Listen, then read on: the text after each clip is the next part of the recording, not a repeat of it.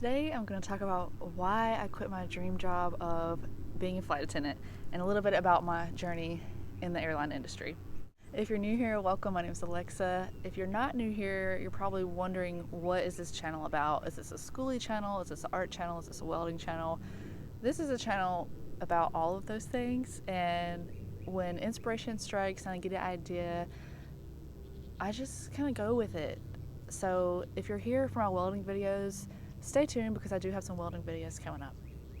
Being a flight attendant was my dream job for several years until I finally became a flight attendant.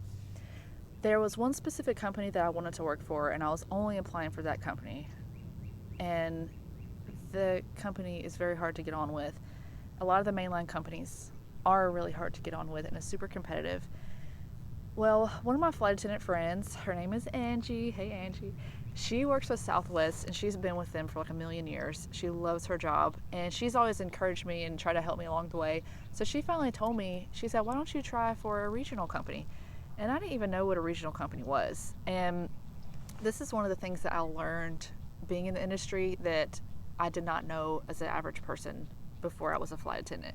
So mainline airlines in America, you got American Airlines, you got Southwest, United, and Delta. I don't know if I'm leaving any out, but that's the ones that are coming to my mind right now. Under those companies, they have regional companies that operate up under them. So those companies, they fly smaller planes, and those are the planes that are going to do shorter flights usually. So if you ever booked a ticket and you end up walking into a small plane, you're probably flying with a regional company and you don't even know it. Because with those regional companies, they wear the brand of the mainline company. So I got a job with a company that is wholly owned by American Airlines. If I even told you the company, you probably wouldn't even know it because, like I said, we represent the American Airlines brand. So I was American Airline flight attendant, a regional American Airline flight attendant, employed by Envoy, which you've probably never heard of, but that's okay because that doesn't really matter. So I got the job. I was super excited. I did a month long of training, which is kind of fun. They put you in a hotel and they feed you breakfast, lunch, and dinner, and they shuttle you to the training center. And I don't know, it was just kind of fun. And it was kind of challenging at times, but it wasn't that bad. I mean, I know there are other companies that have like really strenuous training that's like really hard from what I've heard people say, but my training, it seemed to pretty much be a breeze. And I don't know, maybe that's because I'm just really smart. I'm just kidding. I'm totally kidding. I'm not going to put that in the video, but maybe I am. I'm totally kidding. But yeah, that was all fun and stuff. So I got based in LaGuardia in New York City, and I was really excited about that. So I moved to New York and I moved into a crash pad. If you don't know what a crash pad is, it is where pilots and flight attendants live together. And a lot of crash pads, they don't let you live there full time. The crash pad I was living in, luckily I was able to live there full time. And when I say full time, that just means when I wasn't working, like on my off days, I didn't have to go back home to Georgia. I could just stay in New York, which was super convenient for me.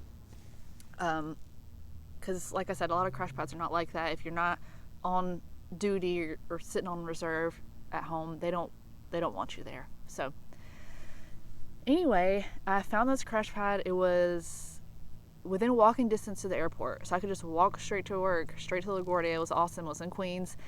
And this is the best part. My rent was $275 a month living in New York City. Like, what a once-in-a-lifetime opportunity. How amazing is that? And this was 2018, 2019, 2020. So yeah, that was awesome. I mean, when else would I ever be able to live in New York City for $275 a month? That is just really awesome and cheap for New York City. So I was in a room, I was in this big house, and the floor I was on, it had 3 rooms, and each room had 2 bunk beds. So I shared a room with 3 other girls, and the majority of the time, the other flight attendants weren't even there. Some of the time, I had the whole floor to myself, And when the other girls were there, it was fun. I mean, I don't know, it was fun. It was kind of like being in college again, like being in a dorm and just, but we were older and more mature, so it wasn't like, I don't know. Well, I was about to say there wasn't like cat fights and stuff, but the floor above us was the bad floor that nobody wanted to be on because there were girls that didn't get along. But our floor was the peaceful, cool floor, and we all got along. Like, the energy on our floor was just awesome. So let's talk about some pros about being a flight attendant. People think being a flight attendant is really glamorous, and it does feel glamorous at first, but I will say that does wear off kind of quickly. But one of my favorite parts of the job, honestly, was just dressing up in the uniform. I mean, I liked wearing the uniform and, you know, doing my hair, doing my makeup, and feeling all pretty and stuff, and like walking through the airport. I felt like I was in a movie or something. Like I was just playing this character, and it was fun. I really enjoyed that part of it. But I will say that does fade over time. But at first, that was really fun, and I still have my uniform. I don't put it on anymore or anything weird like that. But I kept my uniform just because I think it's neat. Another pro of being a flight attendant is getting to fly for free. So, with my company, I could fly anywhere domestically for free. And you would fly what's called standby. So, if there was any open seats on the flight and there wasn't like a whole list of flight attendants ahead of me, I could get one of those seats. There was multiple times where I flew first class to LA from New York. And I'm not talking about business class. I'm not talking about the big seats. I'm talking about first class, the pods, the lay down pods where you can lay all the way flat. They bring you like this awesome meal, and you have a blanket and a pillow, and you can go to sleep, and you have a TV, and just, I'm talking about the nice first class that I would never pay for myself just because I'm really frugal. Maybe one day when I'm rich and famous, I'll pay for one of those things if I just have expendable money like that. But that was like a once in a lifetime opportunity for now. So, yeah, you get to fly free domestically, which is really awesome. And if you want to fly internationally, you just had to pay the taxes. So I could have flown from America to Japan and paid like $63 for taxes. Like, how awesome is that? Unfortunately, I didn't take advantage of that. I wish I would have, but I didn't. And I'm going to get to that later about why I didn't travel on my time off. So, one thing about flying standby, I want to mention this. Okay, it was Christmas one year, and I was trying to get home to Georgia, and there was one flight that I could get on to Georgia. And there was one flight attendant ahead of me, but only one seat left. It was a jump seat. The jump seats are the ones that the flight attendants sit in, they strap in, and it's like, the back of it is straight, it's stiff, it's not a comfortable seat, and it's not a seat that you want to sit in if you're going to fly a really long flight. But I was desperate, and I wanted to get home for Christmas. Well, the flight attendant that was ahead of me, like, the boarding door was about to close and she didn't show up, and the gate agent's like, "You're good, I'm thinking you're going to get on." Well, lo and behold, here comes that flight attendant at the last minute, and she got on the flight and I did not get on. There was no seat for me. So I had to take a bus home to Georgia, and I never want to do that again. It was not fun riding in that bus, that packed bus. Oh, it was just it was not fun. I will never do that again. But if I could go back and I would have known better, I would have just bought a ticket and had a guaranteed seat home to Georgia. But I didn't, so lesson learned, and just keep that in mind for other aspiring flight attendants around the holidays. If you're really trying to get somewhere, just buy a ticket, because let me tell you, you're not going to get there guaranteed on standby, and you don't want to end up on a bus like I did. So, another pro of being a flight attendant is you will make lifelong friends. I have a group of friends that I still keep in touch with. Martha, Hector Lee's Nan, hey y'all. I live with these ladies in the crash pad in New York, and we just had a blast, and I still, like I said, I keep in touch with them, and they're lifelong friends. Another pro, I would say, being a flight attendant, this could be a pro and a con. It's a con starting out, but it becomes a pro the longer you're with the company. Everybody knows that first year flight attendants are kind of broke, and you may not make that great starting out. Your first year, especially with a regional company, you're not going to make super great money starting out. With the mainline companies, you do make better money. And a lot of times people will start at a regional company because they're easier to get on with, like I said, and then eventually they apply for mainline, and they can get on because they've already been a flight attendant. They have the experience, and it's just a little bit easier at that point. So your pay is not good starting out, but the longer you're with the company, you get a pay raise every year. And there's flight attendant contracts and stuff where they get raises, and they fight for different benefits and stuff like that. So the longer you're with the company, the better you get paid. Let's talk about some cons of being a flight attendant, which is going to lead to why I quit being a flight attendant. One con of being a flight attendant is your first year being a flight attendant can be kind of hard. And my first year being a flight attendant, I was on reserve. And I think most flight attendants are on reserve when they first start out. So reserve means you don't have a set flying schedule. You're basically on call the whole time. And that could be your own reserve sitting at home or in your crash pad, or you have to do on-call reserve where you sit at the airport in the crew room. And sitting in the crew room, it wasn't too bad. They had beds that we could sleep in. So a lot of times I would just nap the whole time until they would call me. And when they call you, you just got to go. And you would get called, like let's say a flight is coming in late and the flight attendant that's on that late plane can't make it to this other flight they're supposed to be flying. So that's when they would call us. They would call me and two other pilots, and we would go. So your schedule is not always guaranteed. With being a flight attendant, you have to be extremely flexible. You may think you're going to get a day off, and you don't get it off. Especially when you're first starting out, you're not going to get the schedule you want. You have to be flexible. And when I was a flight attendant, I was not in a relationship. I didn't have a boyfriend at that time. And I'm glad I didn't, because now that I do have a boyfriend, Will, I would not want to leave him multiple nights a week and just be gone in a different state and be away. That would be really hard for me. But when I was a flight attendant, I was single. I didn't have an attachment of needing to be anywhere. So it was easy for me to be gone and just be wherever, But now that I'm in a relationship, it is like a luxury to me being able to be home in bed with my boyfriend every single night. I love that. And I think that would be really hard for me if I thought about becoming a flight attendant again, which I don't think that's in my cards. But that's just something to keep in mind.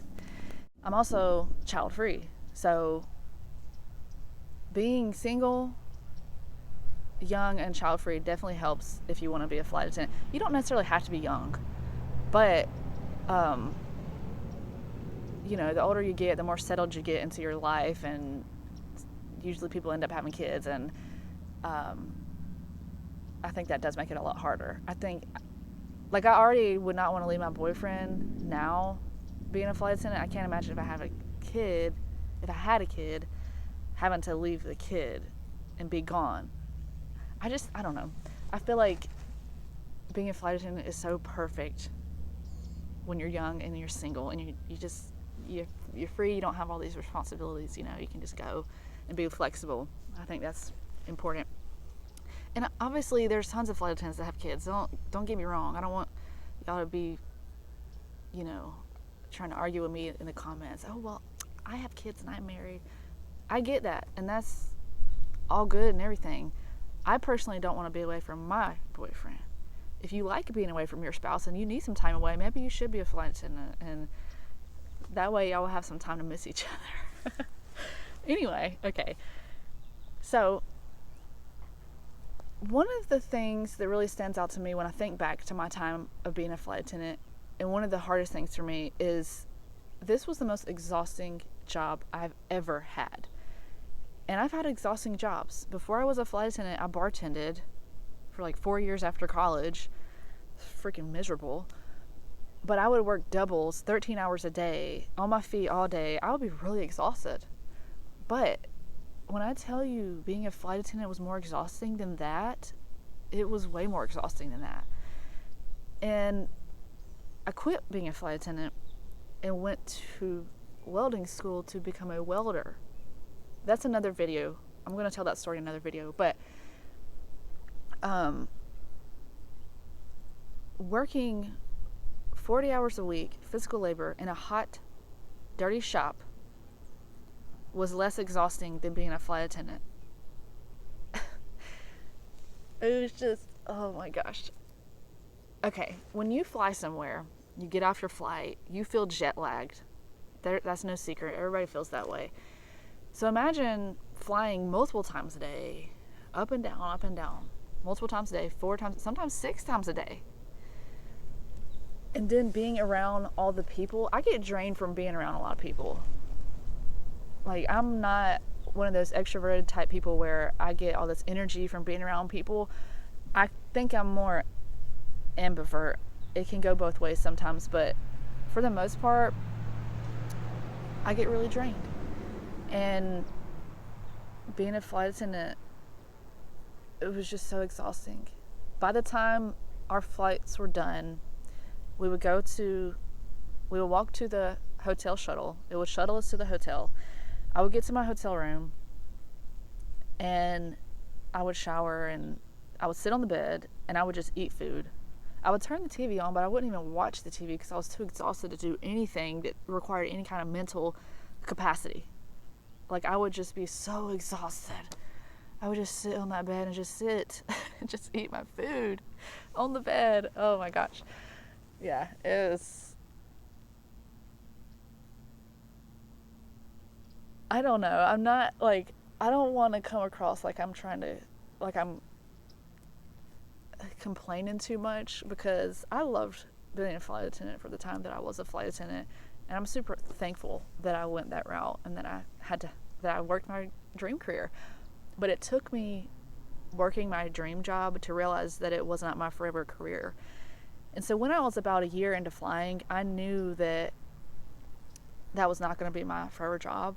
And I began to feel like I wasn't being challenged enough, because, it's the same thing all day long, all the time, flying. And, being a flight attendant, you're not always going to these exotic destinations. Especially, I was a regional flight attendant, so we would go domestically in America, but we would also go to Canada or Mexico. And a lot of the times I was just going to these small little towns. So it's not like, you're going to these awesome places and you get to, get off the plane and go explore these awesome cities and stuff. I mean, that wasn't how it was for me. And I was too exhausted to go explore the cities on my layovers anyway. And that's the point. That's what I wanted to mention earlier about traveling for free. So on my days off, I would usually be so exhausted that I wouldn't feel like traveling. Like, when you travel for work, on your days off, you just want to stay home. And that's mostly what I did. I would sleep in the crash pad, and if I had any energy, I would walk around New York City. But I do wish, like, looking back, I do wish I would have just made myself go internationally somewhere, because I didn't take advantage of that, and I really wish I would have. And me and my friend Nan were going to go to China, and then COVID hit. And that's when things really changed for everybody.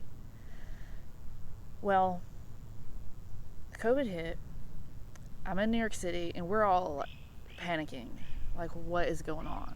And so the company, they offered us leaves where we could take leaves. So of course most of us took leaves, and so I went on a leave. I moved out of New York. I went back to my parents' house, and during that time I was on a leave for 9 months, and during that time is when me and my dad built my schoolie.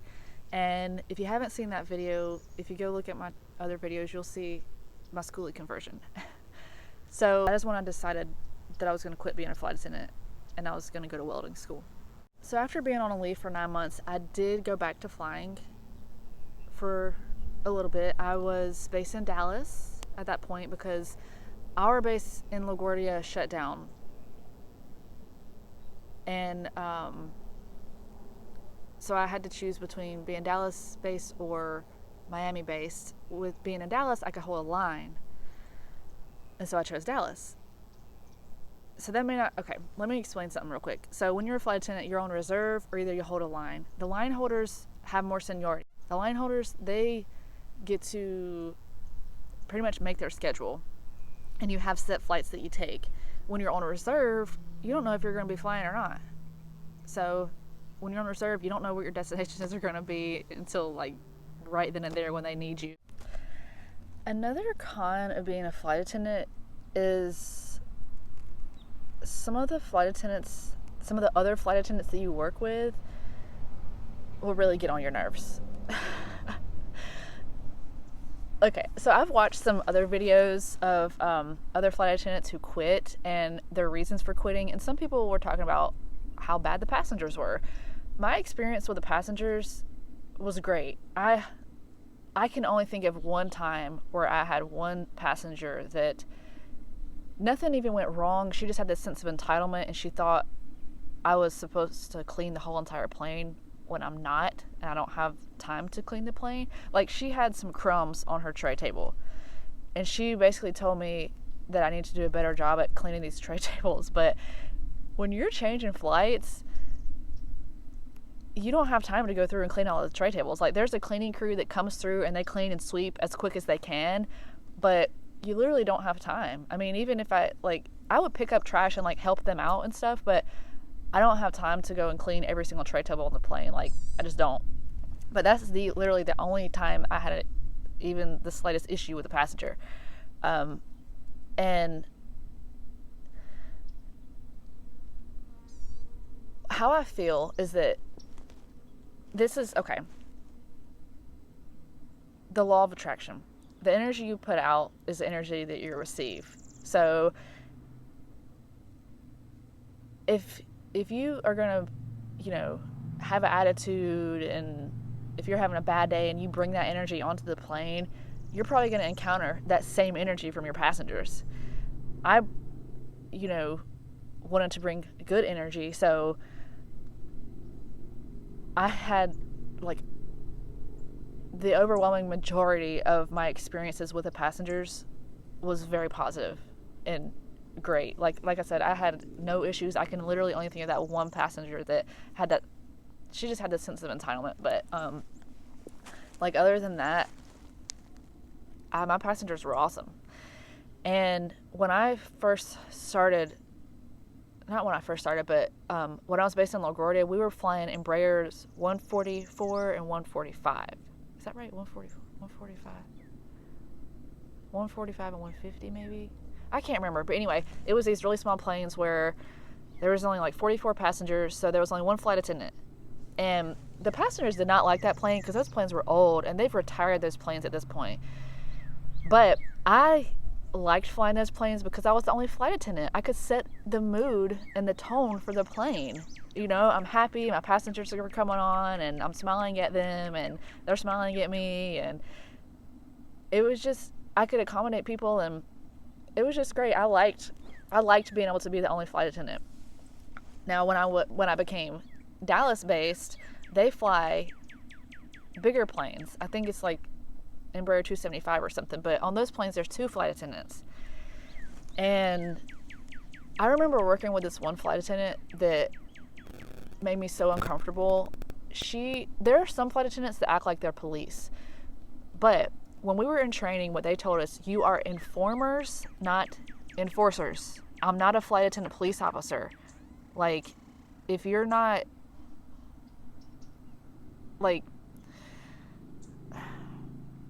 okay, this one flight attendant that I worked with, she would literally stand over the shoulder of the passengers and watch them put their phone on airplane mode. She would sit there and make sure they would do it. Is your phone on airplane mode? And watch them do it.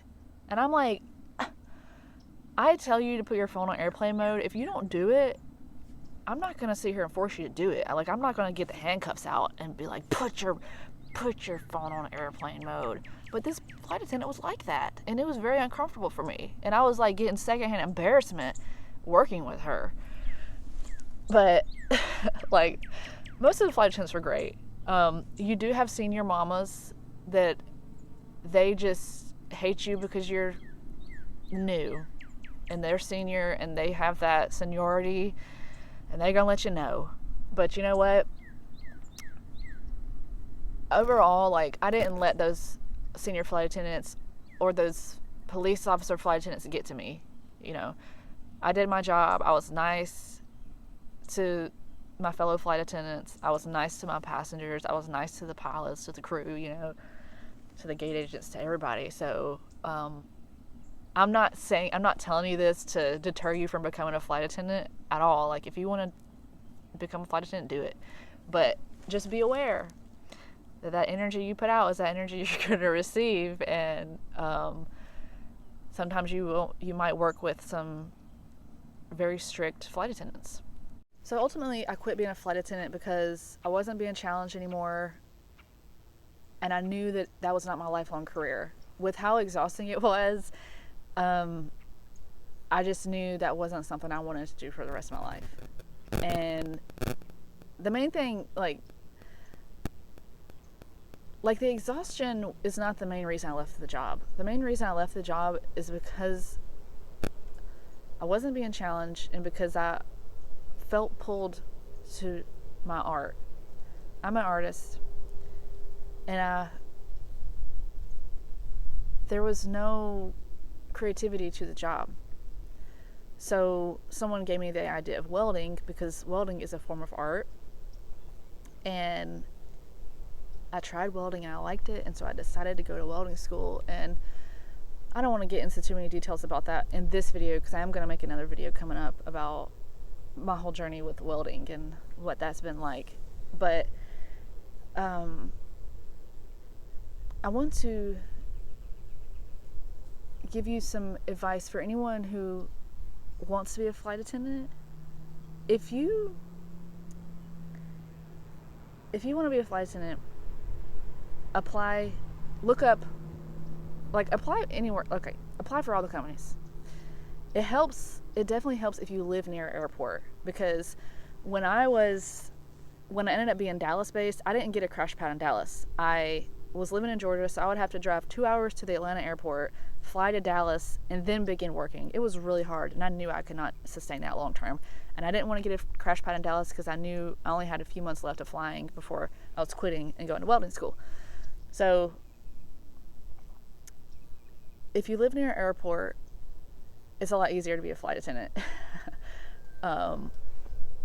But if this is your dream, I definitely think you should do it. And you can be like me. You can just do it for a few years. You don't have to do it forever. And if you love traveling and you want to travel the world for basically free or really cheap, being a flight attendant is the way that you can do that. And there is one thing I'll say. I don't even think I could be a flight attendant again, because now I have tattoos on my hands. But they have gotten a little bit more lenient with that. But when I had applied, you weren't allowed to have any type of visible tattoos, and my ears are gauged too now. I don't think they would like that. Okay. Oh, I just thought of this. So when I quit being a flight attendant, I felt a lot more free. A lot more free to express myself creatively. If you've seen one of my other videos about cultural appropriation, talking about my dreadlocks, I locked my hair when I was a flight attendant.